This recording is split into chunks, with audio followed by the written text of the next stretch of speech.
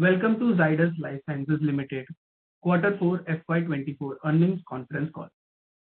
Please note that all participants' lines will be in listen-only mode, and there will be an opportunity for you to ask questions after the opening remarks. Please note that this conference is being recorded. I now hand the conference over to Mr. Ganesh Nayak, Executive Director of Zydus Lifesciences. Thank you, and over to you, sir. Good evening, ladies and gentlemen. Welcome to our post-results teleconference for the fourth quarter and the financial year ended March 31, 2024. For today's call, we have with us Dr. Sharvil Patel, Managing Director, Mr. Nitin Parekh, Chief Financial Officer, Mr. Arvind Bothra, Senior Vice President, Investor Relations, and Mr. Alok Garg, Senior Vice President from the Managing Director's Office. To begin with, let me give you an overview of the performance for the year. During the fiscal 2024, all our key businesses demonstrated strong performance through the year. Overall, we delivered healthy double-digit growth during the year in line with our expectations, along with improved profitability. I'm happy to inform you that we achieved the highest ever operating profit and margins during the year. Our branded formulations business in India grew faster than the market and registered double-digit growth during the year, aided by healthy volume growth and new product launches. On the consumer wellness front, the FMCG sector witnessed gradual improvement in demand during the quarter, with an uptick in demand also in rural India. Most of our portfolio has seen demand recovery, which was further fueled by the demand of summer-led brands like Glucon-D and Nycil in anticipation of a good summer. We achieved an important milestone in our US formulations business during the year. Revenues of the business crossed $1 billion for the first time on the back of strong double-digit growth. The base business achieved sequential growth every quarter through the year on the back of volume expansion and new product introductions.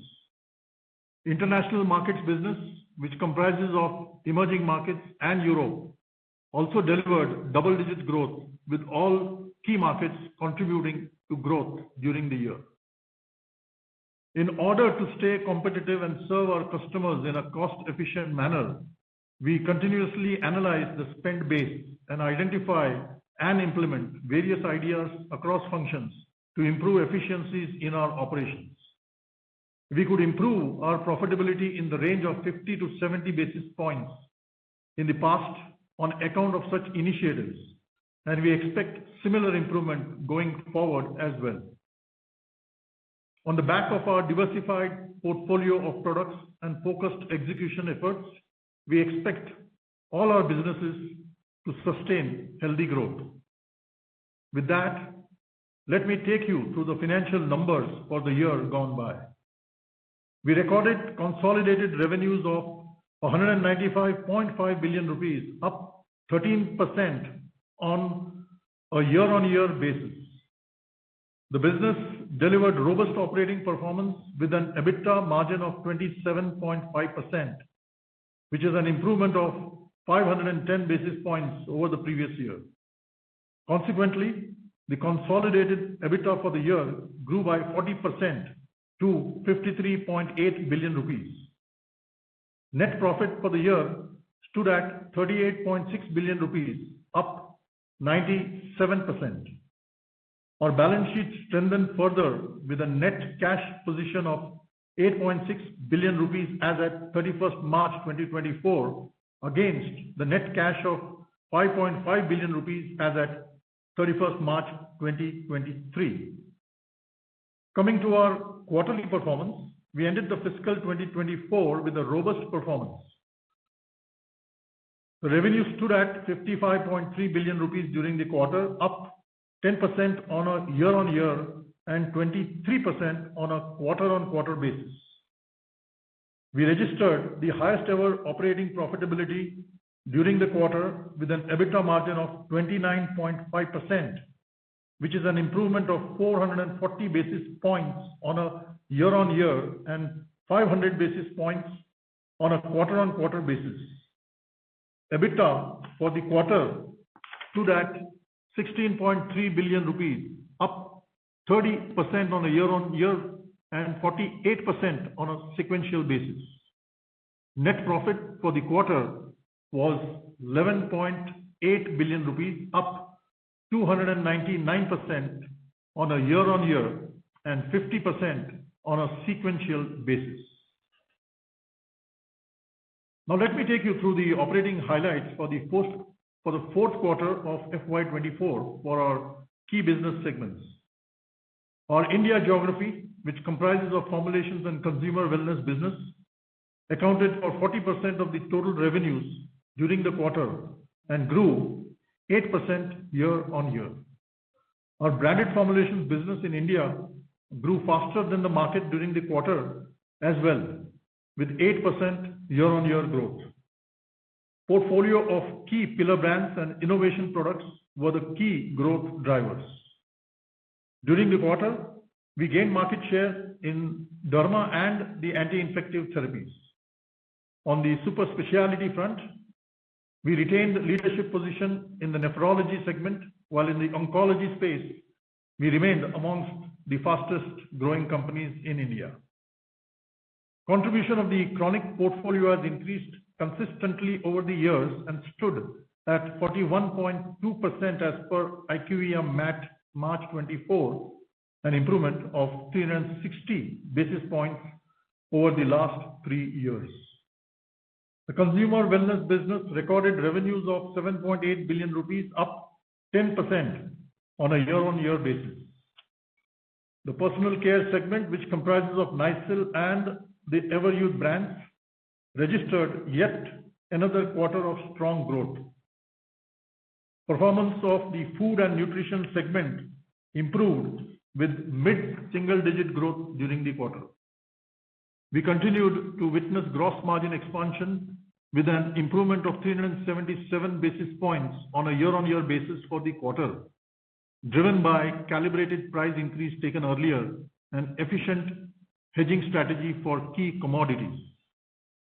Now let me take you through the performance of our US formulations business. The business accounted for 47% of the consolidated revenues during the quarter, with revenues of 25.2 billion rupees and delivered robust 37% growth sequentially. As mentioned earlier, the base business continued to expand sequentially during each quarter of the current fiscal on the back of volume expansion and new product launches. We launched 5 new products and received approval for 12 ANDAs, including 4 tentative approvals during the quarter. We filed 20 ANDAs, received approval for 46 new products, including 5 tentative approvals, and launched 29 new products during the year.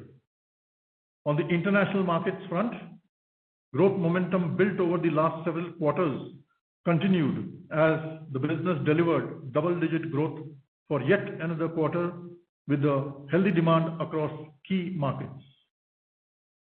Overall, the business posted revenues of 5 billion rupees, up 13% year-on-year. During the quarter, we received the EIR from the US FDA for our API facility, which was inspected by the agency during the preceding quarter. 2 of our injectable manufacturing facilities located at Ahmedabad, SEZ and Jarod near Vadodara were recently inspected by the US FDA and were issued certain observations on completion of inspection. We are closely working with the US FDA to implement necessary corrective actions.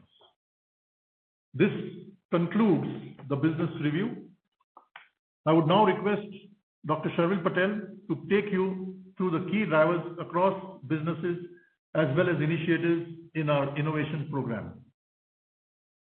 Thank you, Mr. Nayak, and good evening, ladies and gentlemen. It is a pleasure to have you all here on the call today. We are pleased with the performance during the quarter and the year. All our key businesses are focused on enhancing the value proposition to their customers by fulfilling their diverse healthcare needs. We look forward to expanding our presence in existing therapies and markets and explore newer avenues to serve our customers better and generate greater value for all the stakeholders.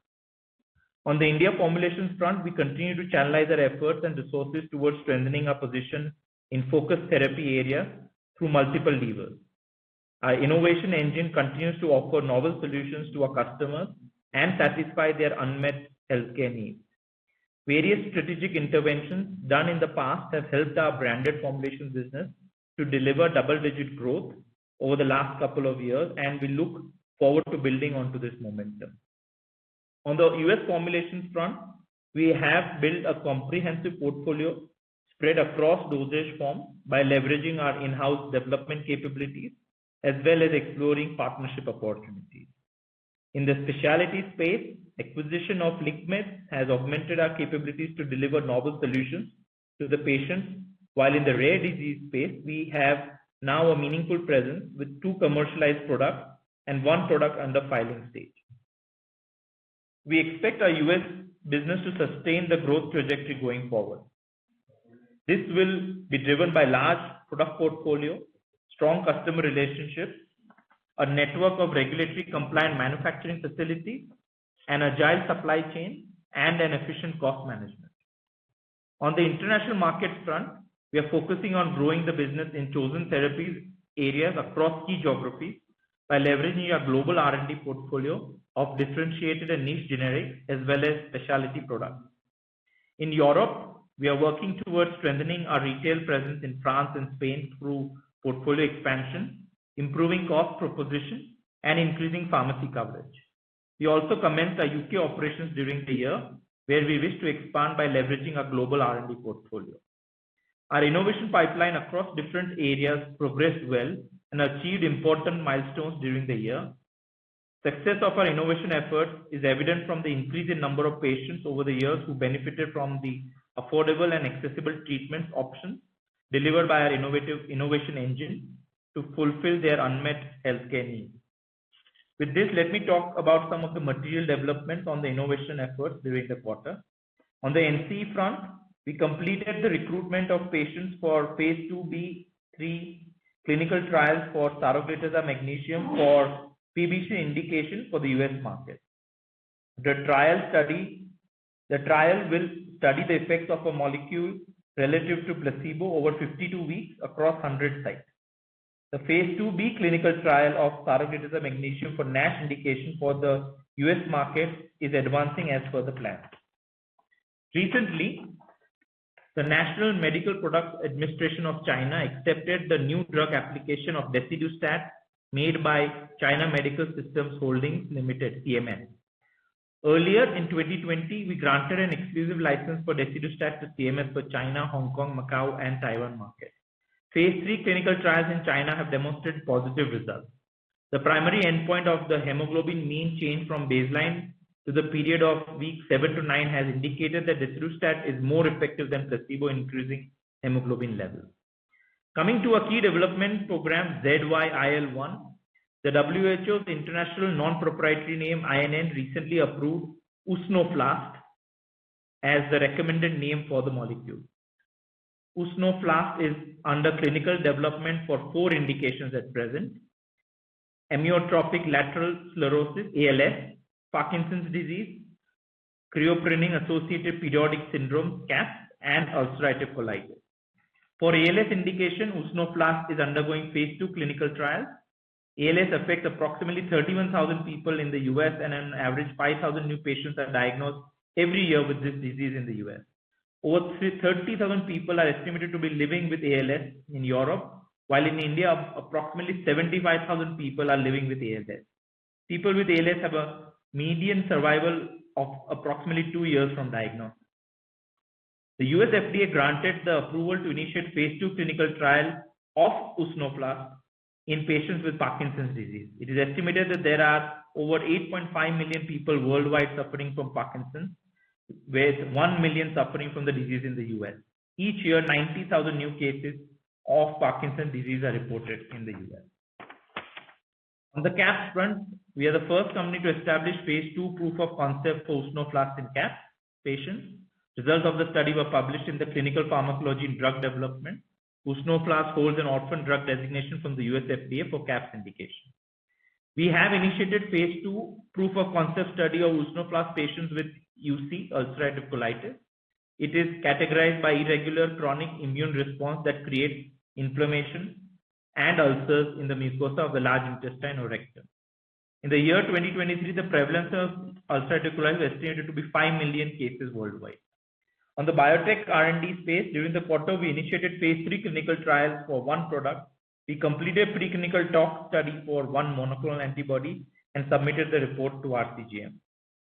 On the specialty 505(b)(2) development front, Sentinel Therapeutics, our wholly owned subsidiary, received marketing authorization from UK MHRA for Nulibry for the treatment of patients in Great Britain with molybdenum cofactor deficiency, MOCD type A, an ultra-rare life-threatening genetic disorder. It is the first and only treatment in Great Britain for patients with genetic disorder. An early access program is in place for Nulibry for enabling eligible patients who meet the specific criteria. Through this program, healthcare professionals can request for the product if it is not commercially available in their country. Recently, Sentinel Therapeutics Incorporated acquired world proprietary rights to Zokinvy from Eiger Biopharmaceuticals for the treatment of Hutchinson-Gilford progeria syndrome, an ultra-rare fatal genetic premature aging disease that accelerates mortality in young patients. Zokinvy is the first and only treatment approved by the US FDA for progeria. The product is also approved in EU, Great Britain, and Japan for the same indication. Thank you, and we can now start the Q&A. Over to the coordinator. Thank you very much. We will now begin the question and answer session. Anyone who wishes to ask a question may raise your hand from the participant tab on your screen. Participants are requested to use headphone or earphone while asking a question. The first question is from Kunal Dhamesha. Hey, hi, good evening, and thank you for the opportunity and congratulations on good set of numbers. So can you highlight what would be our broader outlook for FY25 in terms of revenue growth? And also, I think EBITDA margin, earlier we had suggested that we'll do EBITDA margin north of 27%, but 27% is something we have done in FY24 itself. So do we expect to do higher EBITDA margin? So we expect all our businesses to register good double-digit growth at the aggregate level, and we expect high teen growth. This is obviously after assuming competition in Asacol in FY25. On the EBITDA margins front, I think assuming we have competition in Asacol, we expect to comfortably maintain FY24 margins of 27.5% in the coming year. And we'll make our best efforts to continue to improve those margins. So yeah, those are the two main observations I have on this. And plus, I would say we still continue to have a robust pipeline of launches with 30 plus launches that we plan for FY25. Sure. And in terms of R&D expenses, any outlook that we want to share now that we have enrolled patient for PBC trial? Does that mean that there would be a step jump in the R&D for FY25, or it would be more like business as usual? I think with the revenue growth that we expect, and also there will be growth on R&D, I think we are still, giving guidance of around 7 to 8% for FY25. Sure. And the last one, with your permission, sir, on the acquisition of Zokinvy, from here on, whatever that product is doing, what would be our strategy to grow that, revenue? Would it be more on getting, so is it that we are not able to reach, the drug has not reached all the patients that are available? And is it more like geographic, adding more geography in terms of launch and all? What would be the strategy with that product? Yes, so I do think we believe that with our current capability that we have in the rare disease space, we believe that we will be able to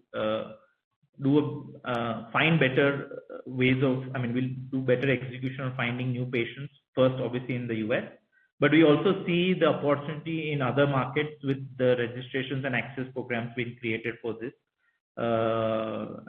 to get more patients there. So we do definitely see an opportunity to grow this in FY25 and FY26. Sure. I have more questions. I'll join back the queue. Thank you. Thank you. Thank you. The next question is from Neha. Yeah, thanks for taking my question. Sir, on the US pipeline, if I would, based on your commentary that you would launch about 30 products, if I look at the pending pipeline that we have, it seems like it's around the 60 number.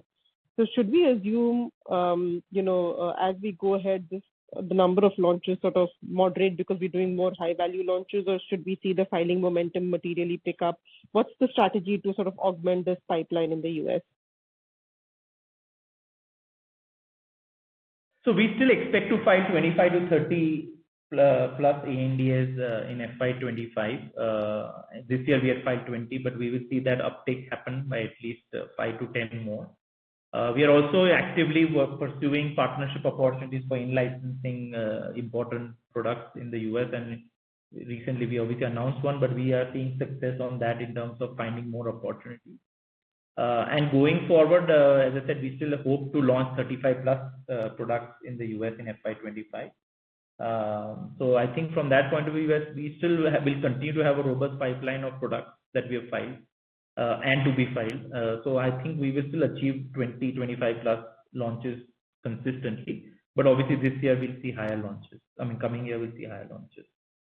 Got it. And, how many of these launches, a rough breakup of what you're planning in 25 would be injectable, non-injectable, and just trying to assess the risk given 2 of our facilities have been inspected. I know we don't know the outcome yet and you're doing your best, but, how much of this is injectable versus non-injectable? Any color there? So currently we believe 4 products that we may believe may get delayed. That's the current estimate. Okay, got it. Second is on the India business. Now we've started seeing some momentum, pick up in the India business, particularly I'm talking about the formulation business, this year, particularly in the last few quarters.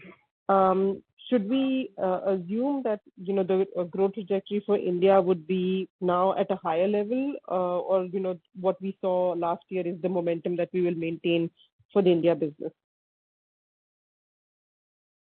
So as I said, we do expect double-digit growth, but definitely we will like to grow ahead of market depending on how the market shapes up in FY25. But currently our expectation is to grow in double digits for the India business, which is mostly aided by obviously our proprietary and differentiated products, which are significantly value. And also with the efforts that have been put on in certain specialty and chronic segments, we will see better momentum for our growth booster brands that we have allocated. So I think that plus the proprietary and new differentiated products that we have, we believe we can deliver double-digit growth. Understood. And sorry, one other question on the US market on Asacol. You said the guidance includes competition in Asacol. So you're assuming that there will be competition this year, first half, second half. Do you have any color on that? Or, this is just being conservative? Yeah, I think to be on the conservative side, it's always prudent to assume we will see competition. So that's what we always, when we're giving guidances, we're talking about guidances with competition on Asacol. Thank you so much, sir. Thank you. The next question is from Surya Patra. Yeah, thanks for this opportunity, sir, and congrats for the strong set of numbers. Sir, my first question is on the margin improvement sequentially, what we have seen.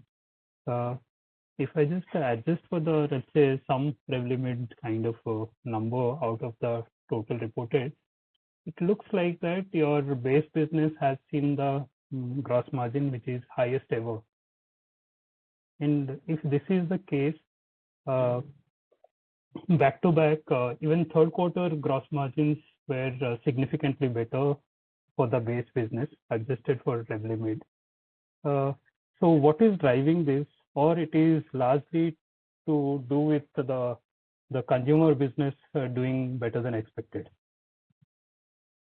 So yes, one part of the reason for the gross margins is we saw an improvement on the gross margins for the consumer business.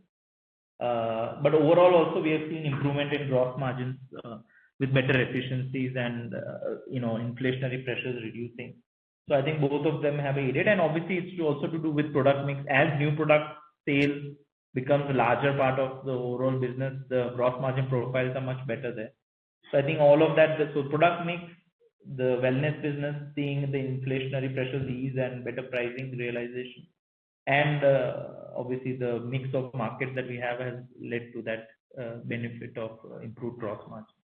So in that case, so what is the sustainable, means whether this is a sustainable one or we can grow upon this, that is one. And secondly, the spike in the other expenses also what we are witnessing in this quarter, is it also largely led by the consumer business contributing significantly?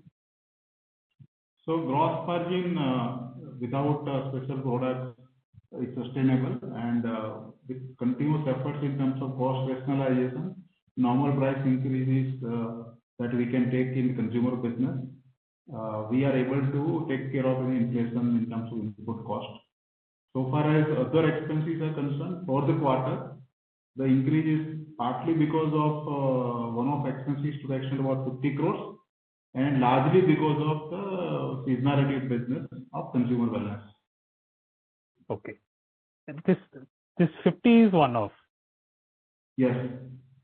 And what this is relating to what, sir? So there are different items. Okay. My second question is about the US business. So obviously we have seen a kind of a strong sequential improvement, obviously also led by special products. But on the base business front, how should one think about, and while you are talking about sustaining the momentum there in the US market as well and all that, so what is the nature of the products, or while you are saying 30 odd products pipeline for this year, any special products or any kind of a key product opportunities that you are targeting, if you can highlight selective few, which will give some confidence about the sustenance of the double-digit kind of performance in the US business? So I think there are a couple of things. One is obviously the new launches will scale up, as I had spoken of. So both the new launches that we'll do and the last year's launches that are scaling up, including the products like in the transdermal space. The liquid specialty US business also is scaling up meaningfully. There is also good contribution that will come in from the animal health business, as well as the recent acquisition on Sukinvi, which will start getting realized in a quarter from now. And if you say very meaningfully recent, obviously we have launched Mirabegron, which is obviously a very significant launch by the company. And we have exclusivity or kind of thing in both the strengths for Mirabegron? Yes, from our best knowledge right now, on one strength we have one more competitor, and on the larger strength we are exclusive for now. Okay. And sir, a third question was about, let's say, sorry, it is a continuation to the Revlimid point. So is it fair to believe that Revlimid is going to have a kind of improved contribution in the next FY25? Yes. Okay. And regards to business diversification, see, in fact, now having seen a kind of a sequential progress and improvising our positioning, presence, growth, all that in the domestic side, which now along with the consumer account almost 40% and US more than 45%. So these are two growth drivers in the recent past, but going ahead for your future progression and all that, are you really thinking about either business diversification in terms of geographically, or you think that, okay, you can enhance the depth of the business in the existing areas only or existing market only, and hence can possibly think about sustaining the growth going ahead? What is your plan going ahead? So I think the two large markets, US and India, I think they're strategically well placed to continue to grow them strongly. So that we are very confident on. Our developing market or emerging markets business is also scaled up meaningfully over the last 5 years with good growth and profitability. And that business unit will continue to explore more market opportunities to enter into with the differential portfolio that now we have globally. So that we will see some expansion. But as I said, overall, we are well placed with the portfolio and the future pipeline to see meaningful opportunities in both US and India, which are the largest markets. Okay, if you permit me, sir, one more question. So how to think about this China deciduous opportunities, and what is the kind of arrangement that would be? Because obviously size-wise it is a much bigger and larger market, and if we get a kind of a preference in terms of getting the product introduced into their reimbursement list, then it can also kind of a meaningful opportunity. And what is the kind of arrangement that you would be having in terms of revenue sharing? Some sense and some visibility about this, because it could potentially be a really positive surprise for our overall performance. So China is a very, very large market. It's probably number 2 in the world in terms of hip franchise. The current approved hip products in China are already clocking very significantly large value. So we believe that if everything goes well and we get approval from the Chinese regulatory authority and with a very strong commercial partner like CMS, we will see good significant traction for desidustat to become a very large global product for us. It's a royalty-based partnership that we have. So once everything happens, once we're able to commercialize, we can definitely then speak more about it. But it's a very positive sign.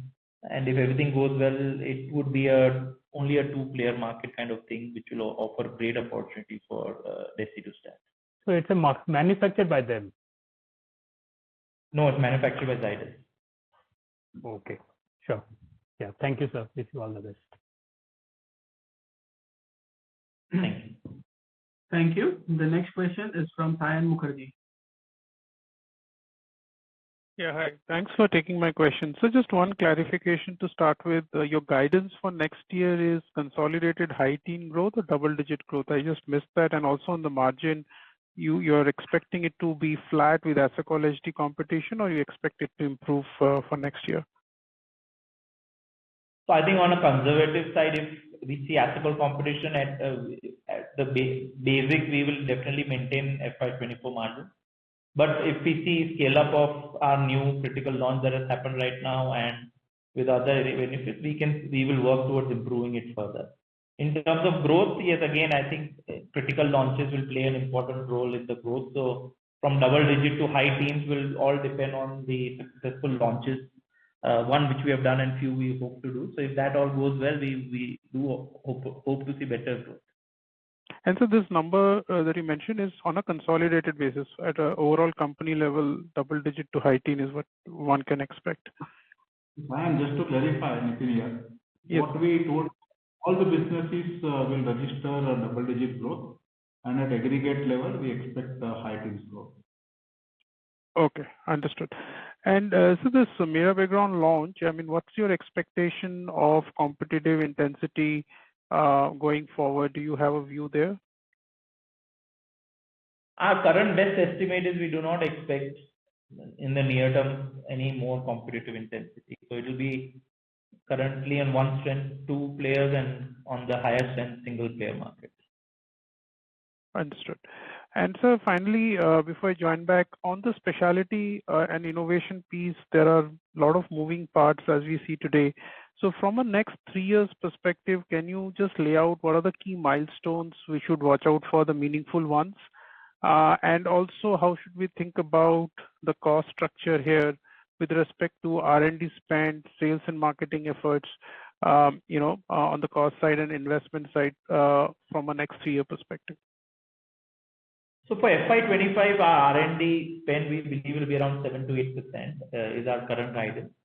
On the key milestones, I think there are 2-3 critical milestones. The first, which is for our lead candidate, saroglitazar. So we finished our recruitment for PBC indication. So 1 year from now, we will have a readout on the result. And if we see positive results, which we hope, then we will be filing it in the US for NDA application. And probably 6 months to 1 year from then, we would see commercialization of that. If we are successful with good data, FY26, we will part of next FY26, we will see commercialization expenses get built in for the launch, and FY27 more meaningful. Beyond that, as I said, desidustat will be the next milestone for approval in China and really taking that off. Third will be our Zycubo, which is CUTX-101, going through a rolling NDA filing and potentially Q4 of FY25, potentially seeing an approval and launch. And then there are obviously multiple product launches that we have planned for in India, day one launches, which will be meaningful. So I think all in all, these will be part of the plan for the at least FY25 journey. And this is experience of desidustat in India. Is there any color? The numbers look a bit low. I mean, how do you see that ramping up in India? And what are the issues that we are facing in India currently? So in DESI in India, we have seen excellent results. So I think it is one of our best new launches. So we don't see any concern, and for it to become, the 100 crore plus franchise soon is definitely the goal. So there is actually seeing very good traction on DESI. We don't have any low growth issues in that market. Okay, that's great. Sir, one last, if I can, sir, any color on vaccine, any major uptick you see, WHO approval or export opportunities over the next 3 years, and if you can give some granular details on timeline there. So I think FY24, the key milestone for vaccines will be first to get pre-qualification for MR, TCV and renew the rabies pre-qualification. That would be the most important part. If that goes through well, we will see immediately opportunity on rabies in a meaningful manner. Post that, I think more it is a calendar year 26-27 for MR and TCV global public tender market opportunity, which will be very meaningful. And currently, I would say the immediate opportunity for MR will be the India vaccine tender opportunity that is coming up, which we would like to participate and see if we can succeed. And our flu vaccine and other vaccines continue to scale up meaningfully. So I think all of that is going well, but as I always have said that more FY26-27 is the journey where you will see major scale up of the vaccine business. Also, we don't speak always because it's not really a vaccine, but our rabies immunoglobulin, which is the dual monoclonal antibody, also is getting registration across India and other places in terms of getting it in the care into the usage, and that will also see some improvement over the next 2 to 3 years. Okay, sir. Thank you. Thank you. Thank you. The next question is from Bino. Hi, good evening and congrats on a great set of numbers. Couple questions. Sharul, by just following up on the previous question, mirabegron competition, what is preventing it? Is it the patents that are still in force which go run till 2030, or is there some FDA related exclusivity? No, it's to do with litigation and IP. Understood. Today morning you announced this distribution agreement with MSN. Earlier you have done one with Synthon as well. Yes. Just for our understanding, in these kind of distribution agreements, what is the sort of profitability that we get? Is it just a distribution margin around 10%, or is it significantly better? No, it's a profit share arrangement. Okay. So it should be much better than a typical distribution agreement. Yeah, it's an equal profit share. Okay, understood. Have you launched Situvia Situmet already? Sorry? Situvia Situmet, the Genuvia 505B2. Have you already launched it? Yes, we have launched Z2Met, and Z2Met IR will be the next one, which is also got approval announced. And we have had good success. It's a tough launch in terms of making a branded launch in the US market, but we are seeing a good traction on it, and we see over the next 5 years it being a meaningful product for Zydus. Great. One last, if I may squeeze in. This year, 24, we saw that Revlimid was a bit episodic, more in 1Q and 4Q. Is it going to be similar in 25 as well? Yeah, Q1 will be higher than Q4. Q1 and Q2. Okay. Great. Thank you very much. Thank you. The next question is from Nimish Mehta. Yeah, hi. I hope you are able to hear me. Yes. Just one question on the US generics market. I mean, from the data that we have, we see that there has been some significant price erosion in the month of April. How do you see that? I mean, and what is the impact on our portfolio? So I don't know overall. So we have had, I think our base portfolio is stable. And as I said, they have been highly genericized. And I think overall we have seen a good traction on the business. So I think, as I always say, the market is not changed. It is always going to be a large consolidated buying, which if hyper competition comes in, there will be price de-escalation. And depending on where the product is and competition is, that will continue. But with the new products and certain capabilities that we have in supply chain resilience and how we have a strong customer insight as well as supply service levels, I think we are seeing good sticky business. So, but I think fundamentally nothing has changed. The market is still hyper competitive if there are more competitors. But as I said, our discipline has always been to not sell products without making margin, and that is helping us. Yeah, okay, but I mean, have you seen some fall in pricing on the base business, or that's what I'm trying to understand? I understand, I mean, the new products and the other strategy that we use for getting the business. But has the base business... No, there is only, we don't have a heightened price erosion. It's normal price erosion that is there, but nothing different from the earlier quarter. Understood. If I may, one question on the domestic business as well. If I'm not wrong, most of the large companies, including ours, have been focusing now more on the trade generic business in the domestic business. So, can you let us know what is the trigger, and if that expands, will that also not require a lot of capacity? Because it's a volume business and it's not typically a value business. Just your thoughts on that. Thank you. So the trade generic business is generally a little different trade channel that utilizes this opportunity.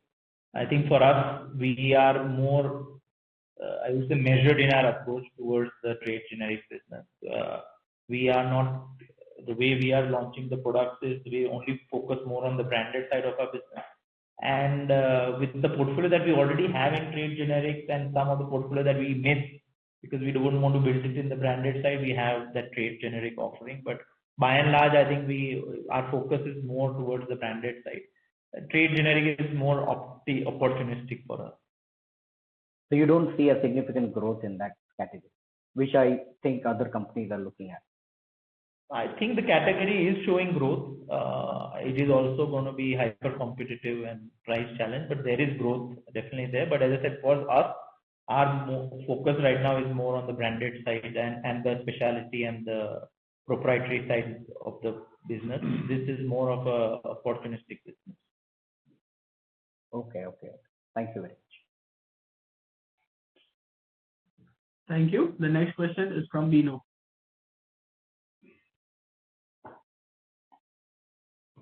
Hi, thanks for getting me back again.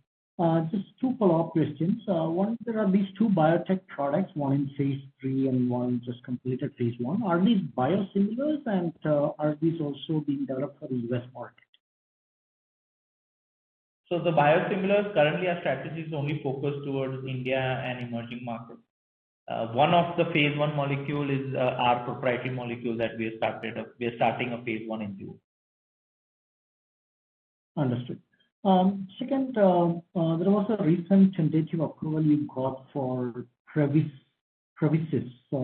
letermovir.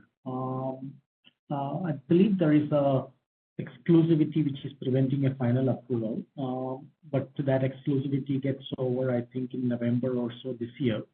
Is that a near-term launch?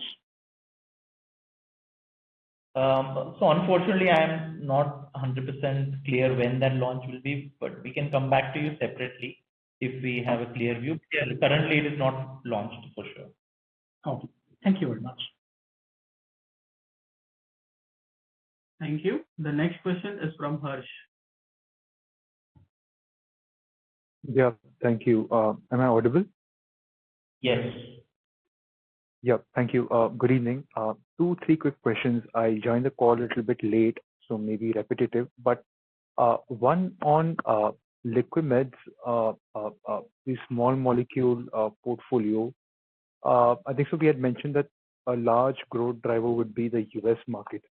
So just from that perspective, anything for us to keep in mind in terms of important timelines, and would FY25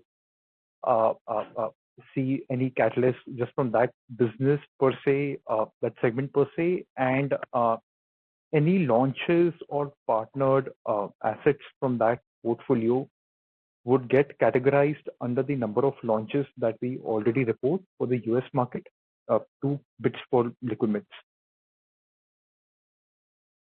Yeah, so I think Liquimeds, the important thing is that we have today 6 marketing approvals for the specialty 505(b)(2) side of the business. In UK, we have 13 products that have been supplied out of the 15 that we have approved. Number of products that we still have waiting approval, there are 2 more specialty products waiting for approval and another 15 in UK which are waiting for approval.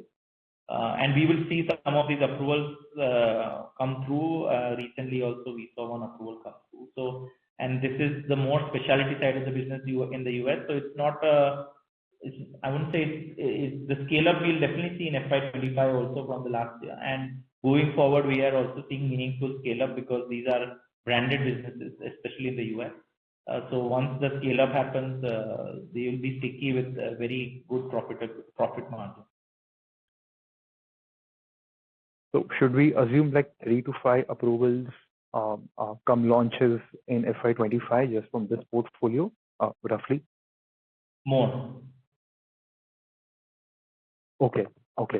And in terms of the margin guidance that we have called out in case of Asacol competition, and on that part, we had mentioned that the important launch that we have done recently, the scale up of that is also pretty important along with other launches.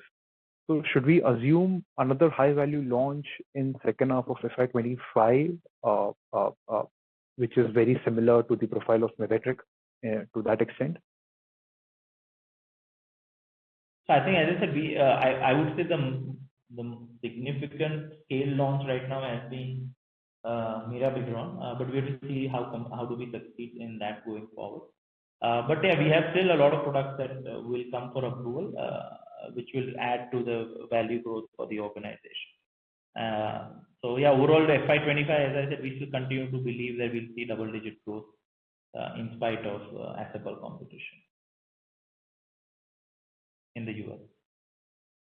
Sure. And just from our understanding perspective, we have given the guidance in case of the Asacol competition directionally, if you were to call out a best case scenario, let's say without ethical competition, where should we think about the range of margins per se? Just very directionally. So without ethical competition, obviously we will see very significantly much higher margins than what we have currently enjoyed in the last quarter. So that is the best estimate, but I think there's so many moving parts, it's difficult to say, but last quarter we did 29.5% margin. If ethical competition is not there, it's definitely potentially possible to achieve that across that. Sure, that's helpful. And one last, if I may squeeze in, I might have missed this, but have we launched Vasepa in fourth quarter? We have launched Vasepa, but not in I think we recently, but we don't have scale manufacturing capacity yet. So once which we do to third party, so once we are able to scale up our manufacturing, which will require at least 2 more quarters, then we would see more capability of ours to take any meaningful business. But right now we don't have capacity. But this is not to do anything with the API supply issue per se, right? So you're just getting it manufactured through a third party. Yeah. Okay. Thank you. Thank you. Thank you. The next question is from Sayan Mukherjee. Yeah, thanks for taking my question again. So just one question on acquisitions. The cash balance is rising, and with very high value launches that we have seen, and we continue to see, I think that's going up. You have done some buyback, but still, I think the cash balance will keep rising. So when you think about acquisition prospects, we haven't seen Zydus doing much in India, unlike many of your peers. And then you are investing in specialty. So, do you have some size in mind, or what exactly you would be looking at? Are you okay doing $500-600 million acquisition? If you can give some color, what's available, what you're willing to invest, how are you thinking about inorganic opportunities in general? So I think our first priority will be to diversify our business in the healthcare space. So it's to do with market entry in different geographies if we get an opportunity. But large part of what we want to focus on is specialty. So one is our own pipeline, and then potentially see an opportunity if we are successful with our own pipeline to coming to approval to find opportunities to acquire and scale that up meaningfully. So that will be, I think, our first wish list to build an orphan disease business. The second, obviously, which we are already committed to, is our rare portfolio of businesses. So we acquired Zokinvy, and we hope we can continue on both our internal pipeline, but more importantly, continue to find opportunities in the rare disease space for acquisition. We do hope to enter more markets which are meaningful, either directly or potentially again with a differentiated pipeline like liquids that we have. So those will be the first priority of products. In India, we will look for brand, more brand businesses, brands that can be, which can help us overall in terms of it being accretive to the current business that we do. Again, something that is differentiated would be nice. We do like the OTC space also, so we will look to see what we can do with that, both in wellness or in pharma. So I think those are some of the areas that we are looking at. So I would say the ticket size will not be the constraint that we look at, but depending on the market and the opportunity, we want to make a profitable business in those places. So in the US, our first expectation is how do we quickly scale up and become profitable on the specialty front, provided our current assets see the light of day. And if that happens, then that will be the focus for the company. And there are different geographies you mentioned. Which geography you would be interested in? So I think Europe is something that we need to figure out, right? Whether it is the some part, building a rare disease or specialty part of the business in Europe beyond the trade generics that we do. Also look at certain niche therapy areas and see if we can look at some opportunities to do something there. And lastly, also look at the hospital franchise that is there in Europe. So those will be some areas that we continue to look at. And overall, as I said, our mission now is to make sure that we build patient-centric businesses. So medicines is one part of being patient-centric, but also how do we, build businesses that are beyond just medicine and making sure that we are looking at companion diagnostics, care, and other areas that are important for treating chronic diseases. So those are some of the areas that we want to continue to pursue. So in the oncology segment, we already built a strong companion diagnostics business with our current book of business with both Guardian and the other onco product that we have for diagnosis for breast cancer. So we're looking to scale those kind of opportunities further and build a meaningfully different business, I would say. Great, sir. And just one last, if I can ask on the GLP-1 opportunity, how you see Zydus positioned there? You have made filings in the US, so what are your expectations? And if you can talk about the capabilities that Zydus has developed here, and when can we see, any meaningful contribution from this portfolio going forward? Yes, I think the meaningful capability is to obviously develop a peptide capability to obviously characterize the peptide, capability to create a drug device combination and have the capability of both obviously the drug part but also the device part. I think those are the capabilities that we have now built. On the commercialization part, I think we will prepare for launch of the GLP-1s whenever the patents are over. And we are preparing for market by market launch depending on the patent expiry. Great, sir. Thank you. Thank you. The next question is from Nitin Agarwal.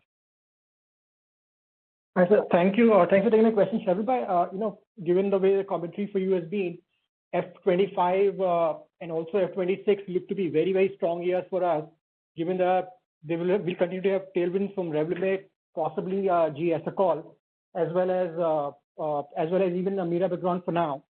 How should we look about the year after that, post F26 onwards? Are we looking at potentially a largish cliff coming in the earnings as some of these big ticket opportunities begin to fade away, or do you think there is enough in the pipeline to take care of sort of substitute some of these high growth opportunities as they fade? So specific to the US, I think, as I said, beyond this, we at least have 2 to 3 other products where we believe we have sole exclusive launches available in the years after 26. So we do still see a very healthy opportunity for the company to be able to launch meaningful launches with differentiation or sole exclusivity. So we should not look at a situation potentially that we have a largish clip coming through for the business on the high peak that we do into FY25 and FY26. Yeah, currently I think obviously it all depends on IP landscape and other things, but we have secured some 180-day exclusive launches beyond the ones that we have spoken of. Okay, thank you so much. Thank you. The next question is from Aman Vij.